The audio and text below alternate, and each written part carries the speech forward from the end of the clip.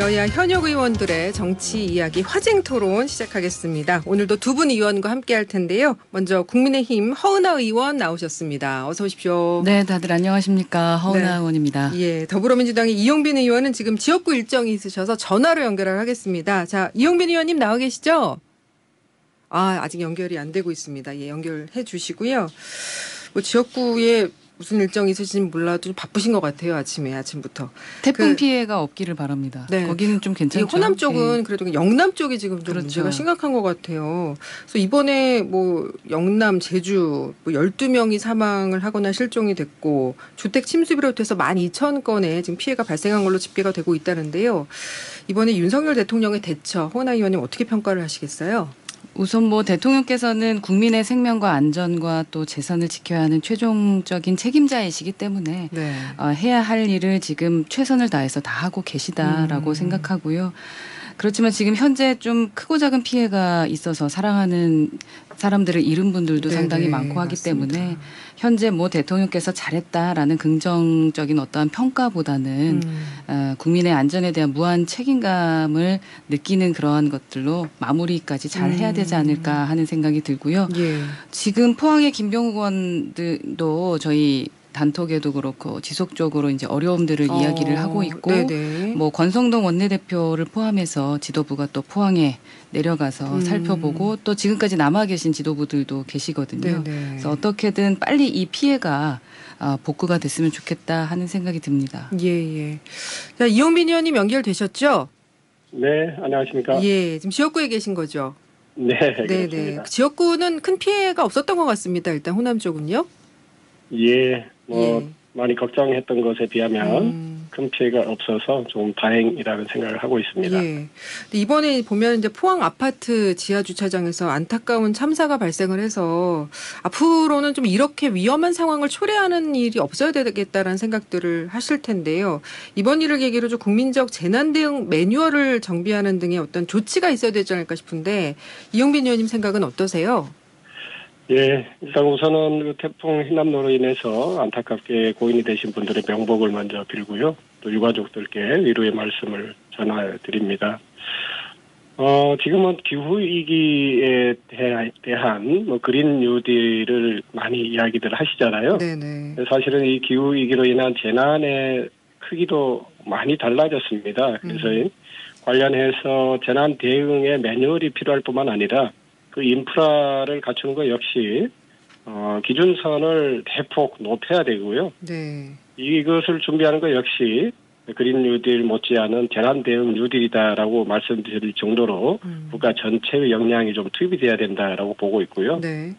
이번 침수 사고, 특히 포항의 그 인덕 아파트 지하 주차장의 침수 사고를 인재라고 표현하는 분들도 많이 계셔요. 특히 그 하천 정비 사업과 관련해서 땅에 시멘트가 많이 깔리고 또 자연 배수로도 지나치게 좁아지면서 배수 기능 저하로 인한 침수였다라고 보고 있던데요. 예. 도로나 지하 시설물, 사회 간접 자본 인프라가 이제 좀 제대로 좀 정비가 필요합니다. 특히 지금 그 디지털 시대에 저는 지역에서 디지털 트윈 실증 사업을 반영을 하고 있는데요. 네. 이 3차원 시뮬레이션을 통한 실시간 재난 대응 체계를 꼭 잘 갖춰야 될 거라고 생각하고 있습니다. 예. 좀 허은하 의원님 여당 차원에서도 좀 대책 마련 강구하고 계시죠? 네, 특히 뭐 영남에는 워낙에 이런 태풍 피해들을 많이 입었고 네. 그 후에 어떻게 대처해야 될까 해서 조금 많이 시스템이 바뀐 부분들이 있더라고요. 그러한 부분을 또 어제도 저희 의원들하고 좀 얘기를 나눴는데 네. 이 흰남노가 지나는 같지만 또 다른 재난이 또 일어날 수 있고 그렇죠. 피해가 있을 수 있기 때문에 그 지나치다 싶을 정도로 대비책 세우고 또 피해 줄이기 위해서 노력해야겠다라는 교훈도 남겼고 이제 더 점검을 좀 해야겠죠. 네. 그 여러 가지 지금 아마 대책을 강구하고 있는 것으로 지금 알고 있고 지금 이 의원께서 말씀하시는 것처럼 지하 주차장에 대한 그 부분도 시스템이 좀 바뀌어지지 않을까 하는 생각이 듭니다. 네네. 자, 정치권 얘기로 들어가서요. 저 국민의힘 새 비대위원장의 친윤그룹 좌장격인 정진석 국회 부의장 어제 의원총회에서 추인했는데요. 먼저 이용빈 의원님 어떻게 보셨어요? 네, 국민들께서 이제 뭐 도로 친윤이냐 뭐 이런 표현들 많이 하고 계시는 걸 보고 있고요. 특히 이제 이준석 전 대표가 페이스북에 대사진을 올리시면서 이제 인간의 욕심은 끝이 없다. 예, 같은 시박연이었습니다. 뜻을 반복한다. 예. 그런 말씀도 남긴 걸로 보이는데 예. 국민들께서는 이번에 이제 이 법원의 판단을 무시한 새로운 비대위에 대해서는 곱게 보지 않을 것이라고 보고 있고요. 국민의힘이 현 상황을 보면은 멈추지 않고 달리는 설국열차 같다는 표현을 할 만큼 좀 불안해 보입니다. 네. 집권 여당이 좀 빨리 안정을 찾길 바라고요. 준비 안 된 대통령이란 말씀도 많이 하시는데 특히 법위에 군림하고 있는 하나무인식의 이 불공정 수사나 시행령 통치, 또 묻지마 정치 보복과 같이 사실 국민들께서 뭐 손가락을 자르고 싶다는 분들도 많이 나오고 있습니다. 네. 좀 정치인들 차리시길 바라고요. 예. 홍은아 의원님이 어제 SNS 통해서 상당수 의원들이 박수를 치지 않았는데 의총에서 추인됐다. 나도 박수를 치지 않았다. 뭐 이런 문제 제기를 하셨어요. 반대 의견이 많은가요? 뭐 상당수 의원이 있었다라고 말씀드릴 수 있을 것 같고요.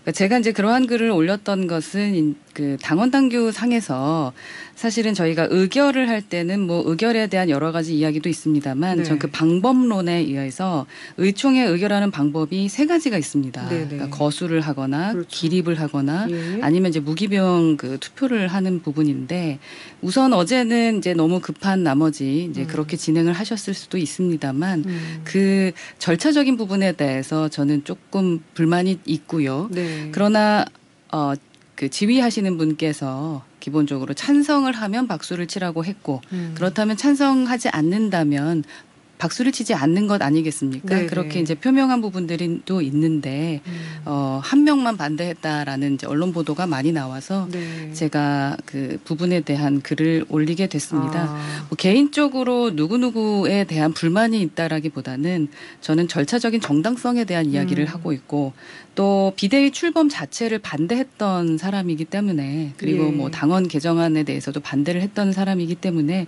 그 부분에 대한 것을 이야기하고 싶었습니다. 그 정부의장 입장에서도 사실 이제 가처분 변수가 있는 상황이잖아요. 그래서 수락하기까지 고심을 안 하지 않았을 것 같은데 4년 동안 끊었던 담배를 다시 폈다 뭐 이런 얘기도 하던데요. 예, 그래서 뭐 독배를 들었다라고 네네. 말씀을 하셨는데 아마도 엄청난 고민이 있으셨을 겁니다. 이제 그 고민에 대해서 저희가 모르는 바가 아닙니다. 근데 처음에 이제 단추를 제대로 끼지 않은 부분 때문에 네. 지금의 혼란들이 있는 것이 아닌가 하는 생각이 들고요. 예. 이러한 이제 수습하겠다라고 했던 그 당내 혼란과 갈등이 어쩌면 좀 우리를 스스로 좀 더 문제로 키우고 있는 것은 아닌가 하는 우려를 하시는 분들이 계십니다. 예. 지금 이용빈 의원님, 정진석 비대위원장이 국회 부의장을 겸직하는 부분은 어떻게 생각하세요? 이제 국회의장님이나 부의장님은 초당적인 지위에 있는 분인데요. 네. 그런 분이 비대위원장을 맡는다.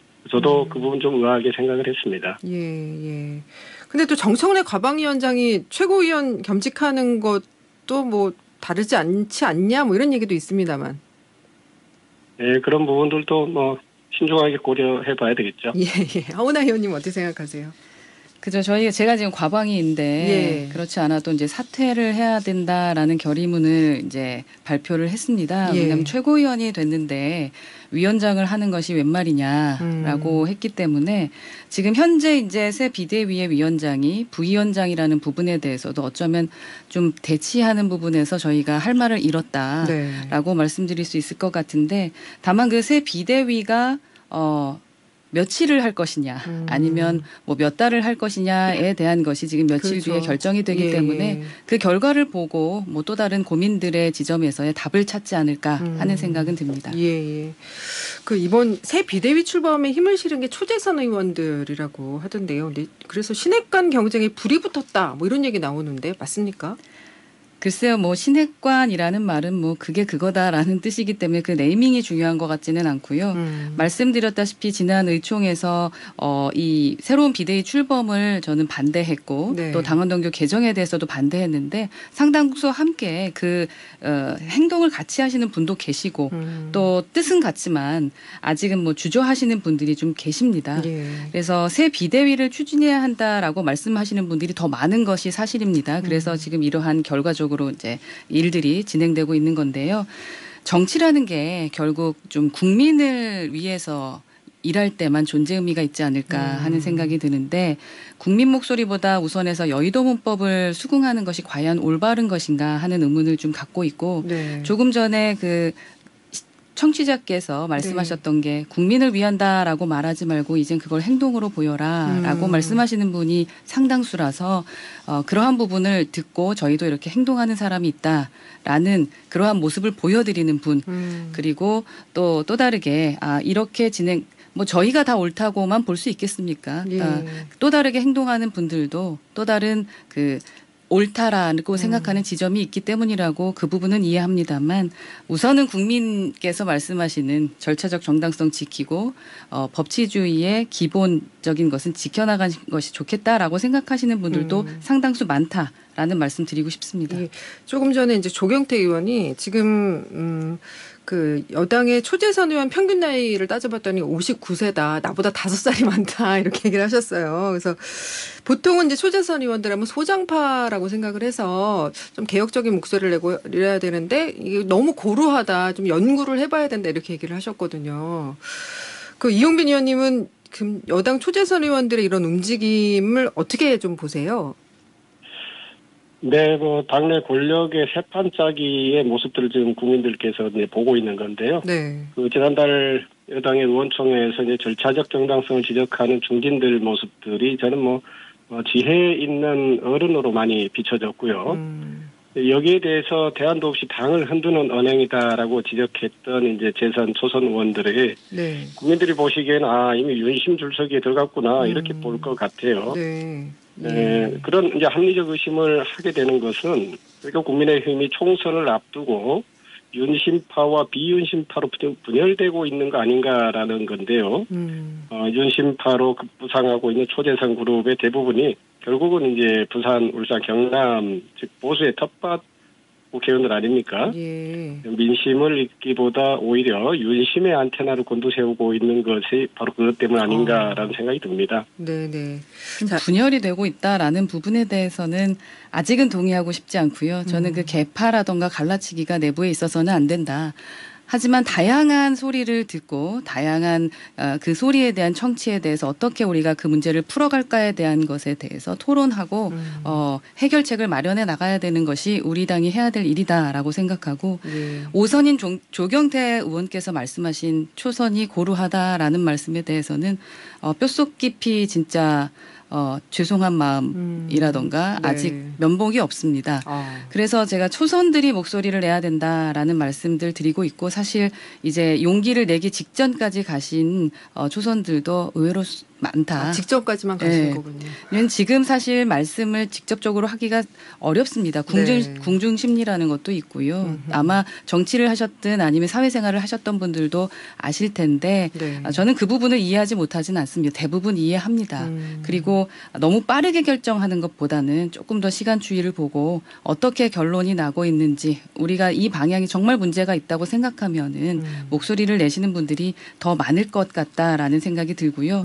사실 윤 대통령이 그 우리 국민의힘만의 대통령도 아니시고 대한민국의 대통령이기 때문에 저는 그런 윤심은 모든 국민에게 다 있다라고 생각합니다. 예. 자, 민주당 얘기로 넘어가겠습니다. 민주당이 여당하고 같이 관련된 얘기이긴 합니다만은 김건희 여사의 장신구 출처 관련한 그 신고 누락 혐의로 윤석열 대통령을 또다시 검찰에 고발을 했는데 그리고 이와 별도로 당 차원의 김건희 특검법도 발의를 했고요. 이용빈 의원님, 민주당이 초강경 대응을 하고 있는 듯 하네요. 저는 지금의 그 김건희 여사 관련된 일들을 보면서 과거의 그 신정아 사건이 기억이 납니다. 그러니까 신정아 전 동국대 교수가 사문서 위조 또 위조 사문서의 행사, 업무 방해, 또 위계에 의한 공무집행 방해 혐의로 수감이 됐었잖아요. 신정아 씨가 학력을 위조해서 시간 강사로 채용이 됐었고 위조 서류를 동국대에 제출해서 교수가 됐었습니다. 당시에 그때 검찰이 바로 윤석열 전 대통령 아닙니까? 당시 검찰은 이 위조 사문서 행사죄와 업무방해 혐의를 적용했었거든요. 말하자면 그때는 죄가 됐고 김건희 여사는 죄가 안 되는 겁니까? 국민들께서 이 사실을 꼭 아셔야 되고요. 이 김건희 여사의 논문 표절 논란이나 허위 이력 의혹이 예. 과거의 신정한 사건과 똑같습니다. 그런데 검찰은 김건희 여사를 소환해서 조사도 않고 결국은 공권력이 CCTV를 가리지 않으면서 오히려 비호하고 있지 않는가 하고 지금 지켜보고 있는 건데요. 예. 김건희 여사가 마치 법 위에 있는 분으로 느껴집니다. 그것이 바로 이 특검법이 반드시 필요한 이유고요. 예. 또 특히 도이치모터스 주가 하락 사건도 그렇습니다. 최근에 김 여사가 이 도이치모터스 주식을 직접 매수했고 이 매수를 승인한 정황이 공개 녹취록을 통해서 드러났지 않습니까? 근데 대선 때 윤석열 당시 후보가 했던 말을 기억하실 겁니다. 주식을 잘한다는 말에 계좌를 맡겼고 이 씨가 알아서 샀다. 그리고 손실이 났기 때문에 5월 20일 이후에는 이 씨와 절연했다. 이렇게 해명을 했거든요. 예. 이 내용을 보면은 공개 녹취록하고는 완전히 배치되는 대목입니다. 말하자면 윤석열 전 후보가 거짓말로 해명을 했다는 거죠. 이렇게 이제 결국은 또 허위 이력에 대해서도 윤석열 당시 후보가 잘 보이려고 경력을 부풀리고 잘못 적었다고 해명을 했었어요. 네네. 이런 것들 보면 당연히 뭐 죄를 지었다면 죄값을 치러야 되고 의혹이 있다면 수사를 제대로 받아야 되죠. 예. 이 대통령 불소추 특권에 대한 이야기들도 많이 하고 있지 않습니까? 진실을 밝히는 것이 중요합니다. 예. 허은하 의원님 생각은 어떠세요? 누구든 뭐 위법하면 법적 책임을 져야 된다라고 생각을 예. 합니다. 예. 다만 지금 말씀을 하시면서도 이게 이제 몇 가지는 제가 직접 확인을 좀 해봐야 된다라고 생각하는 부분들이 있기는 합니다만 지금 대통령 뭐 배우자라던가 뭐 특검법 관련해서도 뭐 그렇게 생각하신다면 예외일 수는 없다라고 저는 생각하고요. 네. 다만 저희 국민의힘은 대통령 배우자에 대한 특검법에 대해서는 명백히 반대합니다. 왜냐하면 이거는 기본적으로 여의도 여당 민주당이 거대 의석을 앞세워서 그냥 현실적으로 이 막을 수 없는 이 법을 통과시키려고 하는 것 같거든요. 그 대통령 거부권에 대한 것은 그 다음의 문제입니다. 네, 지금 거부권을 얘기하는 게 그 민주당의 어떠한 그 입법 독주를 전제로 하는 것이기 때문에 아직은 좀 시기상조인 것 같기는 합니다만 그 민주당 자체에서도 그렇게 얘기를 했어요. 대통령 고발권에 대해서는 이 상징적 의미가 있는 것이다. 예. 이건 정치적 행위임을 그냥 시인을 하신 거거든요. 꼭 지금 이래야만 하는 것인가라는 생각이 들고요.